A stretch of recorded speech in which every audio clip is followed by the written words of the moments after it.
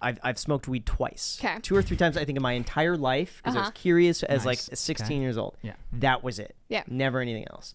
But I feel like alcohol is way more harmful. I was going to bring that up. So I have a really good friend of mine who is probably the most like anti-drug person I've ever met, and like can like run circles around people, is so intelligent, but she also gets drunker than anybody else in my life.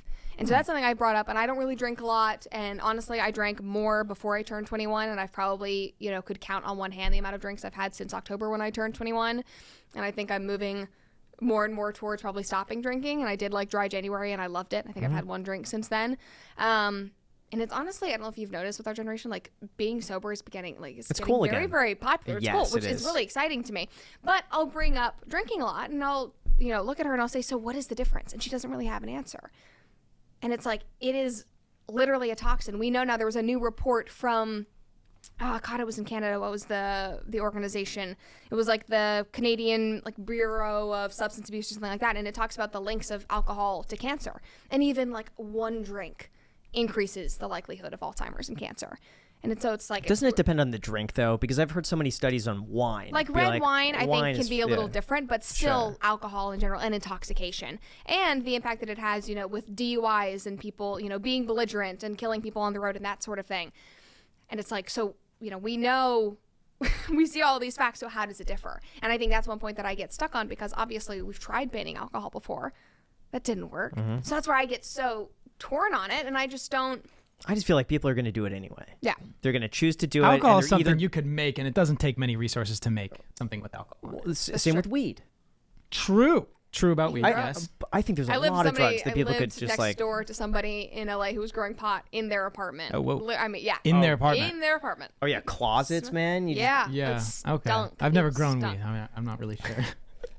I'm just saying, I think people are going to do it regardless. Okay. And I think it makes sense to regulate tax and offer something pure where you know you're not going to get like something laced in it that shouldn't be in there. I do wonder, though, if you change something in the government, right, to criminalize all drugs and whatnot to a higher degree, will that filter down into a cultural change? I feel like for the most part, no. I think it can, over time, if you give it enough time, it okay. So will. I think, not to bring in another like very polarizing subject, but in one instance this year where I feel like I was even kind of proven wrong on the culture is downstream, or no, where I was proven wrong on the politics is downstream from culture, was the Dobbs decision, so the overturning of Roe v. Wade.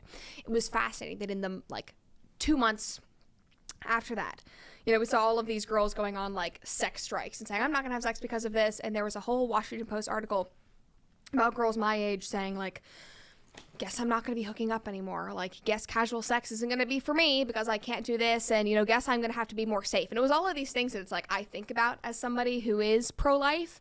And that, you know, are in the back of my head, and I'm somebody, you know, I don't really value hookup culture. I think it's detrimental to especially women's health and that sort of thing.